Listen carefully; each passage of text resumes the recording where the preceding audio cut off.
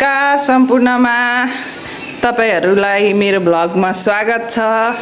आजको मेरो एकदमै आज चाहिँ धेरैवटा ताजा अपडेटहरु रहेको छ मेरो भ्लगमा।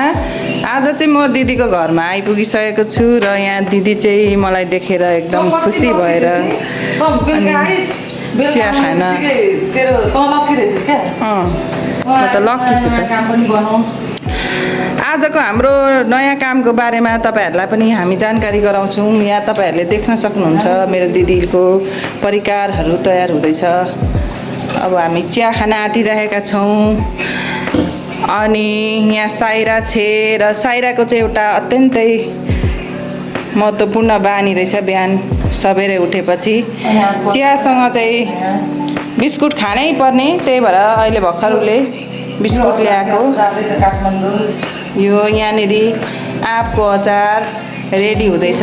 मेरो दिदीले बनाकी काठमाडौँ जाँदैछ। यो अचार चाहिँ यो अचार नलिकन मेरी दिदीकी छोरी बुइनी जेनियल काठमाडौँ होस्टलै नजाने भएको कारणले यो अचार चाहिँ दिदीले रेडी गरेर उसलाई होस्टल पठाउने तयारी गरिरहेकी छे।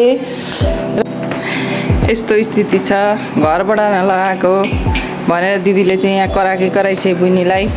बुइनी कान ठाडो पारेको छैन। अब चिया खाएर जान्छस् होला नि बढार्न। बुइनी घर बढार्ने काम तेरो चाहिँ पुस्ने हो, अनि बढार्ने कसको? एउटा बढार्ने एउटा पुस्ने।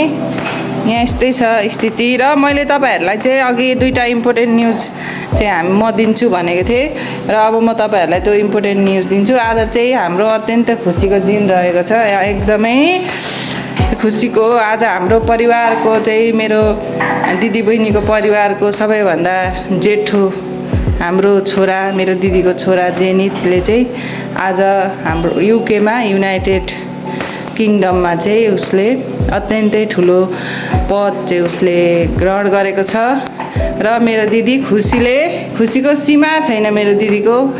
र हाम्रो जुन जेनित छ ऊ चाहिँ अहिले युकेमा पढ्दैछ र नर्थ ह्याम्पटन भन्ने युनिभर्सिटीमा ऊ पढ्दैछ र त्यहाँको चाहिँ प्रेसिडेन्ट नेपाली समाजको नेपाली स्टुडेन्टहरुको प्रेसिडेन्टको नोमिनेसनमा चाहिँ उसले भाग लिएको र उक्त नोमिनेसनमा चाहिँ ऊ सफल भएको र प्रेसिडेन्ट बन्न सफल भएकोले गर्दा हामी चाहिँ एकदमै एक्साइटेड छौं।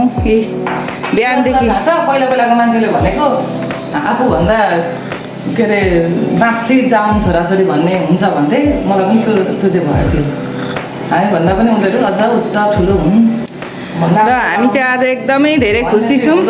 हाम्रो छोराले चाहिँ प्रेसिडेन्ट हुन सफल भयो। युकेमा गएर पनि कति राम्रो छाप बनाएर चाहिँ साथीभाइहरू सम्पूर्णले उसलाई भोट दिएर चाहिँ उसले एकदमै राम्रो सफलता विजयी भयो, सफलता हासिल गर्यो र हामीलाई एकदम प्राउड फिल छ।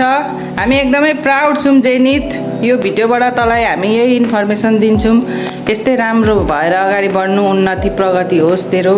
We are proud of you. तँलाई नै छ आशीर्वाद। नाम विदेशको ठाउँमा पनि जे भने नाम कमाइस्। हामी खुसी छौँ। देशमा आएर पनि पछि केही गर्लास्। वापस के अरे यो त राजनीतिकपट्टि जानु जस्तो छ। पछि खतरा छ गर्छ। यस्तै माहौल छ मेरो दिदीको घरमा। र दोस्रो कुरा पनि म तपाईहरुलाई सुनाइदिइहाल्छु। दोस्रो कुरा चाहिँ दिदीले सुनाइदिन्छ। दिदी के अरे हाम्रो एकदम झन् खतरा हर्षको कुरा छ। दोस्रो हर्षको कुरा के बुइनीको? दोस्रो हर्षको गाई बिहाको छ। ठुलो क्या ठुलो गाई बिहायो। उता नाति विदेशमा के अरे त्यो कलेजको चाहिँ के अरे नेपालीमा भन्नुपर्छ राष्ट्रपति भयो अरे। प्रेसिडेन्ट भनेको राष्ट्रपति हो। कलेजको राष्ट्रपति बनेको दिन, गाई बिहाको दिन, छोरीले पनि यसपालि साइन्स पढेर ए ल्याएको बेला। ओहो अन्त राम्रो भएको छ। मलाई छोराछोरीको बाटोबाट खुसी मिलेको छ। तिमीहरूलाई सधैँ राम्रो होस्। यस्तो छ माहौल।